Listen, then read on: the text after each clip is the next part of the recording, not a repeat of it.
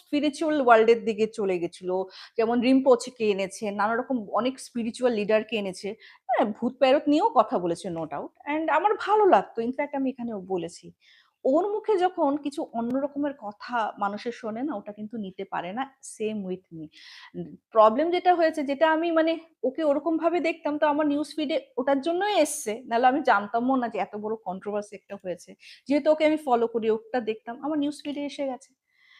উম, এটাতে আরেকটাও কি মনে হয় বলতো, আমাদের যে একটা, আমাদের বোধহয় সবার দুটো পার্সোনালিটি, একটা হয়তো ফেক আর একটা বোধহয় অরিজিনাল, মানে কি আমরা সবার কাছে প্রেজেন্ট করি না, ওই দিকে থেকে যদি আমরা অন্যদিকে চলে যাই না, প্রচন্ড দৃষ্টিকটু লাগে।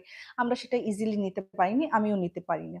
তো যেহেতু একবার আমি বলে ফেলেছিলাম, তাই আর কি তোমাদের কাছে বললাম। অ্যান্ড আমার আমার মনে হয় এখন যেরকম সিনারিও চলছে, বাচ্চাদেরকে না মোবাইল থেকে দূরে থাকবে।